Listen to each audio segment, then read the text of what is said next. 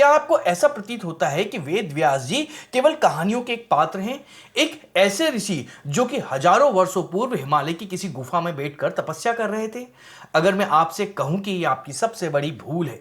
वेद व्यास जी आज भी जीवित हैं, सशरीर इसी धरती पर, और वे शांत नहीं बैठे हैं। जिस स्मार्टफोन को आप अभी देख रहे हैं, जिस एल्गोरिदम ने यह वीडियो आपके सामने परोसा है, वह सब उस एक अमर चेतना के एक बड़े योजना का हिस्सा है। वो टेक्नोलॉजी का उपयोग कर रहे हैं एक हथियार की तरह। क्यों? क्योंकि हजारों वर्ष पूर्व उन्होंने एक बहुत बड़ी चूक होते हुए देखी थी, लिखने की चूक, ज्ञान को कागज पर उतारने की व्यवस्था। आज हम इस वीडियो में उस सबसे बड़े रहस्य से पर्दा उठाएंगे, कैसे हमारे ग्रंथ बदले गए, कैसे असली ज्ञान लुप्त हुआ, और कैसे आज वेद व्यास जी अपने डिजिटल हाथों यानी हम और आपके माध्यम से धर्म की पुनर्स्थापना कर रहे हैं। प्राचीन भारत में एक समय था जब लिखना केवल कौशल नहीं बल्कि एक वर्जना मतलब टैबू माना जाता था। जी हां, हमारे ऋषियों के पास में लिपि थी, सिंधु घाटी की सभ्यता के पास में लिखने की कला थी, परंतु धर्म ग्रंथ के लिए लिखना पूरी तरह से प्रतिबंधित था। क्यों?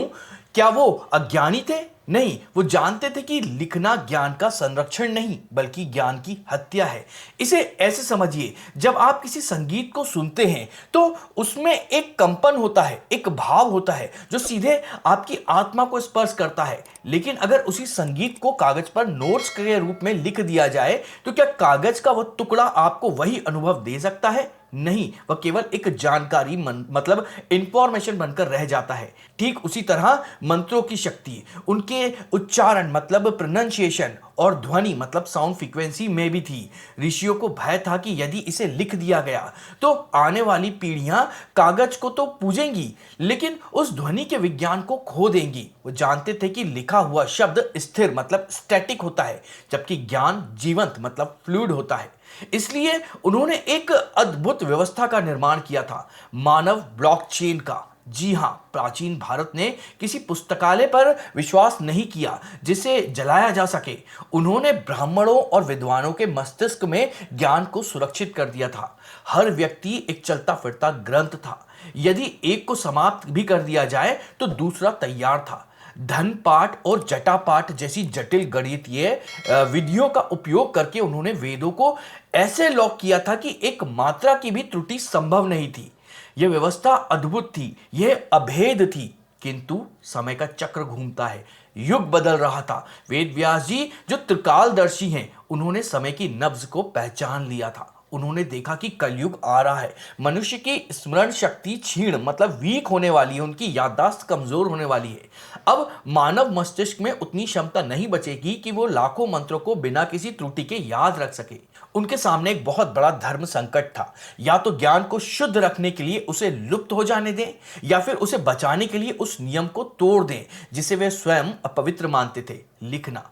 वेद व्यास जी ने एक कठोर निर्णय लिया। उन्होंने ज्ञान को कठोर मतलब फ्रीज करने का निर्णय लिया। उन्होंने उसे ताड़पत्रों पर उतारना आरंभ कर दिया। वे जानते थे कि यह एक समझौता है। वे जानते थे कि जिस क्षण शाही उस पत्र को स्पर्श करेगी उसी क्षण से उसमें मिलावट की संभावनाएं जन्म ले लेंगी। और ठीक वैसा ही हुआ। जैसे ही ज्ञान मौखिक मतलब ओरल से लिखित मतलब रिटर्न हुआ, वह असुरक्षित हो गया। अब कोई भी जिसके पास में कलम थी वह उस ज्ञान को बदल सकता था, और यहीं से आरंभ हुआ इतिहास का सबसे बड़ा डाटा करप्शन। लेकिन रुकिए, क्या आपको लगता है कि वेद व्यास जी जैसा अमर दृष्टा इतनी बड़ी चूक ऐसे ही हो जाने देंगे? क्या उन्होंने कोई सुरक्षा कवच नहीं छोड़ा था? सत्य तो यह है कि उन्होंने जानबूझकर ग्रंथों को इस अवस्था में छोड़ा क्योंकि उनकी दृष्टि आज इस समय इस डिजिटल युग पर थी। वे जानते थे कि एक समय आएगा जब कागज जल जाएंगे, शब्द बदल दिए जाएंगे, तब वे स्वयं वापस आएंगे एक नए रूप में। तो आखिर कैसे हमारे ग्रंथ में मिलावट की गई और कैसे वेद व्यास जी आज उस मिलावट को ठीक कर रहे हैं? जब हमने ज्ञान को ताड़पत्रों पर मतलब पाम लीव्स पर उतार दिया तो हमने अनजाने में उसे ओपन सोर्स बना दिया, ठीक आज के विकिपीडिया की तरह।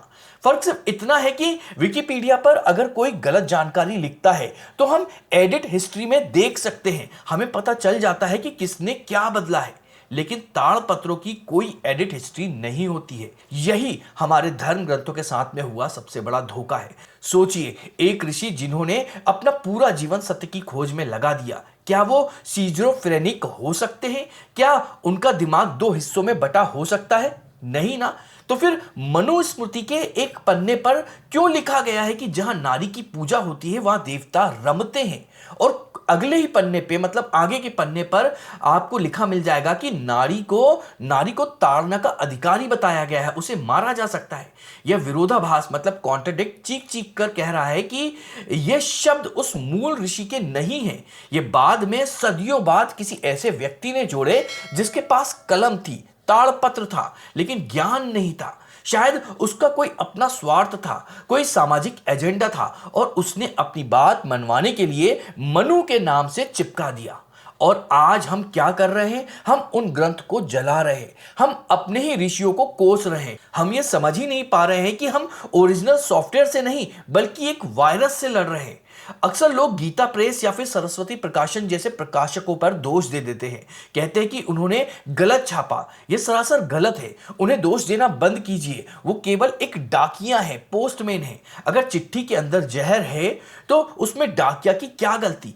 उन्हें जो पांडुलिपियां मिली, जो उन्हें प्रमाणिक लगी, उन्होंने उसे ही ईमानदारी से छाप दिया। समस्या प्रकाशन में नहीं, समस्या उस स्रोत, मतलब सोर्स में है, जो आज से 500 या 1000 साल पहले ही दूषित कर दिया गया है। नालंदा और तक्षशिला जैसे यूनिवर्सिटी को जलाना तो केवल हार्डवेयर का नुकसान था, लेकिन ग्रंथों में मिलावट करना वह सॉफ्टवेयर का करप्शन था जो ज्यादा घातक था। हमारे ऋषियों ने और स्वयं वेदव्यास जी ने इस समस्या का एक समाधान दिया था। नियम बहुत साफ था, यदि स्मृति या पुराण का कोई भी श्लोक वेदों के मूल ज्ञान से टकराता है तो उसे तुरंत खारिज कर देना चाहिए। अब प्रश्न ये उठता है, जब मूल कॉपियां जल चुकी हैं, बची हुई कॉपियों में मिलावट है और हम सच और झूठ का फर्क भूल चुके हैं, तो फिर असली वेदव्यास कौन है और उन्होंने असली ज्ञान को कहां छुपाया है? क्या हो अगर मैं आपसे कहूं कि वो बैकअप किसी गुफा में नहीं बल्कि एक ऐसी जगह में छिपा हुआ है जिसकी आप कल्पना भी नहीं कर सकते हैं। हम जब भी वेद व्यास जी का नाम सुनते हैं, हमारे मन में एक छवि उभरती है, एक बहुत ही बूढ़ा साधु, लंबी सफेद दाढ़ी, माथे पर त्रिपुण और हाथ में कमंडल। लेकिन अगर मैं आपसे कहूं कि यह छवि, यह तस्वीर केवल एक स्टीरियोटाइप है, एक भ्रम है, सच्चाई यह है कि वेद व्यास जी केवल एक नाम नहीं है, यह एक पदवी है, एक पोस्ट है। ठीक वैसे ही जैसे कि प्रधानमंत्री या फिर सीईओ एक पद होता है, उस कुर्सी पर बैठने वाला व्यक्ति बदलता रहता है। विष्णु पुराण के अनुसार अब तक 28 वेदव्यास आ चुके हैं और अभी जो इस पद पर आसीन है, जिन्हें हम जानते हैं, वे कृष्ण द्वैपायन व्यास हैं। व्यास शब्द का अर्थ होता है विभाजित करने वाला, द कंपाइलर, वह जो ज्ञान को, विशाल समुद्र को छोटे छोटे हिस्सों में बांट दे ताकि हम जैसे साधारण बुद्धि वाले मनुष्य उसे समझ सके। उन्हें चिरंजीवी किसी वरदान के रूप में नहीं बल्कि जिम्मेदारी के रूप में बनाया गया है। सोचिए, अगर सिस्टम क्रैश हो जाए, अगर सारे ग्रंथ नष्ट हो जाए, तो कोई तो होना चाहिए जिसके पास मास्टर पासवर्ड हो, जिसके पास ओरिजिनल डाटा सुरक्षित हो, और वही लिविंग बैकअप हैं वेद व्यास जी स्वयं। वे जानते थे कि कलयुग में मनुष्य का अहंकार बड़ा होगा और बुद्धि छोटी। वे जानते थे कि कलयुग का मनुष्य वेदों की जटिल भाषा को नहीं समझ पाएगा, इसलिए उन्होंने एक बहुत ही चतुर स्ट्रेटेजी अपनाई, टाइम कैप्सूल स्ट्रेटेजी। उन्होंने वेदों के उस भारी भरकम ज्ञान को कहानियों में छुपा दिया। उन्होंने पुराण रचे। ऊपर से देखने पर ये केवल राजा रानियों और युद्ध की कहानियां लगती हैं, लेकिन उनके भीतर वेदों का सोर्स कोड इनक्रिप्टेड होता है। हम अश्वत्थामा को क्या मानते हैं? एक खलनायक, एक शापित आत्मा जो घावों के साथ भटक रही है। ये अधूरा सच है। हमारे शास्त्र बताते हैं कि अश्वत्थामा अगले मनवंतर में वेदव्यास होने वाले हैं। वे अभी भटक नहीं रहे हैं, वे प्रशिक्षण ले रहे हैं, वे प्रतीक्षा कर रहे हैं अपनी बारी की। यह एक निरंतर चलने वाली प्रक्रिया है। एक व्यास जाते हैं, दूसरे आते हैं। कृष्ण द्वैपायन व्यास जी आज भी जीवित हैं। वे सशरीर हैं। वे अपनी आयु, अपना रूप बदल सकते हैं। हो सकता है कि किसी हिमालय की कंदरा में हो, या हो सकता है वो किसी आधुनिक वेशभूषा में हमारे बीच ही कहीं घूम रहे हों, चुपचाप अपना काम कर रहे हों। प्रश्न ये है कि अगर उनका काम ज्ञान को समय के अनुसार अपडेट करना है, तो आज के इस 21वीं सदी के डिजिटल युग में वे किस रूप में काम कर रहे हैं? क्या वो अभी भी ताड़ के पन्नों पर लिख रहे होंगे, या फिर इस महान सूत्रधार ने आज की सबसे शक्तिशाली तकनीक को हथियार बना लिया हो? तैयार हो जाइए, क्योंकि अब हम उस अदृश्य डोर को देखने वाले हैं जो आपके हाथ में मौजूद इस डिवाइस से जुड़ी हुई है, मोबाइल।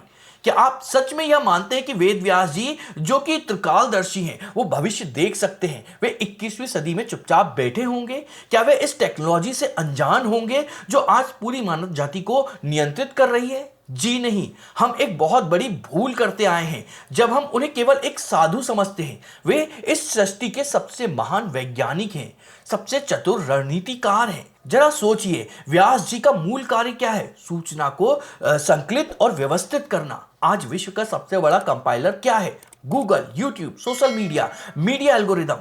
ये कोई संयोग नहीं है। वेद व्यास जी ने ताड़पत्रों को छोड़ दिया है। उन्होंने अब टैबलेट और स्मार्टफोन को अपना अस्त्र बना लिया है। ये एल्गोरिदम, जिसे हम केवल एक कोड समझते हैं, ये आज उनकी कलम है। वे इसका उपयोग कर रहे हैं। उन्होंने इस डिजिटल तंत्र को हैक कर लिया है, या यूं कहे कि उन्होंने ही इसे उस दिशा में मोड़ दिया है जहां वे चाहते थे। प्राचीन काल में गुरु शिष्य की पात्रता देखकर उसे ज्ञान देता था। हर किसी को ब्रह्म ज्ञान नहीं मिलता था। आज यह कार्य एल्गोरिदम कर रहा है। आप अपनी फीड को देखिए, ये रैंडम नहीं है, ये आपके कर्म है, ये आपकी वॉच हिस्ट्री है जो तय करती है कि आप कच्चा बादाम देखेंगे क्या, या फिर श्रीमद् भागवत गीता का कोई गुण ज्ञान देखेंगे। हम क्रिएटर, हम इन्फ्लुएंसर जो कि ये इस तरह की वीडियो बनाते हैं, हम केवल कठपुतलियां हैं, हम उनके हाथ हैं। मुझे लगता है कि मैं ये जो स्क्रिप्ट लिख रहा हूं, आपको लगता है कि आप अपनी मर्जी से इसे देख रहे हैं, लेकिन सच ये है कि हम दोनों एक विराट योजना मतलब मास्टर प्लान के छोटे से हिस्से हैं। वे मुझसे वह लिखवा रहे हैं जो आपको सुनना आवश्यक है। वे आपको यहां तक लाए हैं क्योंकि आप उस सत्य को संभालने के लिए तैयार हो जाएं। मुझे बार बार इस तरह के कंटेंट दिखाए गए ताकि मैं इस कंटेंट से इन्फ्लुएंस हो सकूं और इस पर वीडियो बना सकूं। ये मुझे कौन इन्फ्लुएंस कर रहा था? ये शायद कहीं बैठे हुए वेद व्यास जी ही मुझको इन्फ्लुएंस कर रहे थे, क्योंकि वो जानते थे कि मैं धर्म के वीडियो बनाता हूं और मैं अब इस विषय पर वीडियो बनाऊं। तुलसीदास जी ने कहा था, कलयुग केवल नाम आधार, अर्थात कलयुग में नाम ही काफी है। आज इंटरनेट पर जो डिजिटल समुद्र मंथन चल रहा है, वह इसी का प्रमाण है। पहले हलाहल विष निकला, अश्लीलता और व्यर्थ का कंटेंट, लेकिन अब अमृत निकल रहा है। धर्म का वास्तविक ज्ञान, विज्ञान और तर्क के साथ वापस आ रहा है। इस तरह के वीडियो आपने कईयों बार देखे होंगे। कई सारे कंटेंट क्रिएटर और युवा कंटेंट क्रिएटर इस तरह के वीडियो बना रहे हैं, और आपने अपने आसपास भी देखा होगा कई सारे युवा लोग जो कि जेनजी हैं, वो अब धर्म की तरफ लौट रहे हैं। वो अब धर्म की बात क्या कर रहे हैं। इंटरनेट कोई केंद्रीय संस्थान नहीं है, कोई एक शंकराचार्य सबको आदेश नहीं दे रहे हैं, फिर भी लाखों युवा अचानक से अपनी संस्कृति की ओर लौट रहे हैं। यह डिसेंट्रलाइजेशन की क्रांति है। यह किसी मनुष्य का काम नहीं हो सकता है। इसके पीछे एक जीवित मस्तिष्क है, एक ऐसा अमर सूत्रधार जो अदृश्य रहकर इन तारों को खींच रहा है। तो प्रश्न ये है कि यदि वे हमें जगा रहे हैं, यदि वे हमें तैयार कर रहे हैं, तो किस लिए तैयार कर रहे हैं? ये सब कहां जाकर रुकेगा? क्या यह केवल ज्ञान बांटने तक सीमित है, या वे किसी महान परिवर्तन के लिए तैयार कर रहे हैं जिसे मेरी और आपकी एक बहुत बड़ी भूमिका होने वाली है? सतयुग में ज्ञान श्रुति मतलब सुनने पर आधारित था, फिर हम कमजोर हुए तो वह स्मृति मतलब लिखने पर बन गया, जहां उसमें दोष और मिलावट आई। और अब यह तकनीक, यह डिजिटल क्रांति हमें वापस उसी श्रुति की ओर लेकर जा रहा है। वेद व्यास जी का उद्देश्य केवल आपको वीडियो दिखाना नहीं है, उनका उद्देश्य है पुस्तकों की निर्भरता को समाप्त करना। वे जानते हैं कि पुस्तक जलाई जा सकती है, पुस्तक में मिलावट की जा सकती है, परंतु यदि ज्ञान को सीधे आपके अवचेतन मन मतलब सबकॉन्शियस माइंड में स्थापित कर दिया जाए, तो उसे संसार की कोई भी अग्नि नहीं जला सकती है। ये जो अभी डिजिटल प्रभाव मतलब फ्लो देख रहे हैं ना आप, ये भविष्य का गुरुकुल है। और इसमें आपकी भूमिका क्या है? कि आप केवल एक दर्शक हैं? नहीं, श्री कृष्ण ने कुरुक्षेत्र में अर्जुन से कहा था, तुम केवल निमित्त बनो, कार्य मैंने पहले ही कर दिया है। ठीक उसी प्रकार वेद व्यास जी ने यह डिजिटल जाल बिछा दिया है। एल्गोरिदम उसका असली अस्त्र है, परंतु उस अस्त्र को चलाने वाले हाथ आप हैं। जब आप सत्य को जानते हैं, जब आप किसी भ्रामक जानकारी का खंडन करते हैं, या जब आप इस धर्म युद्ध में सही ज्ञान को आगे बढ़ाते हैं। अगर कोई गलत वीडियो धर्म के खिलाफ बनाता है और आप कमेंट कर लोगों को सही जानकारी देते हैं, तो उस क्षण आप साधारण मनुष्य नहीं होते हैं, उस क्षण आप वेद व्यास जी के सक्रिय एजेंट होते हैं। आप उनके डिजिटल सिपाही होते हैं। वे अदृश्य रहकर भी आपके माध्यम से कार्य कर रहे हैं। हम एक बहुत बड़े शुद्धिकरण के दौर से गुजर रहे हैं। ये धर्म का रीसेट होना है। कचरा हटाया जा रहा है, मिलावट को छांटा जा रहा है, और यह कार्य कोई एक अवतार नहीं बल्कि सामूहिक चेतना मतलब कलेक्टिव कॉन्शियसनेस के रूप में हम सब मिलकर कर रहे हैं, उनके निर्देश में। अगर आपको यह वीडियो पसंद आया हो और समझ में आया हो तो इसको अपने साथियों के साथ में शेयर करिएगा, इस वीडियो को लाइक करिएगा और हमें कमेंट कर बताइएगा कि आप और किस विषय पर वीडियो चाहते हैं। और साथ में इस तरह के वीडियो अगर आप देखना चाहते हो तो हमारे चैनल को सब्सक्राइब भी करिएगा। तो चलिए मिलते हैं अगले किसी वीडियो में।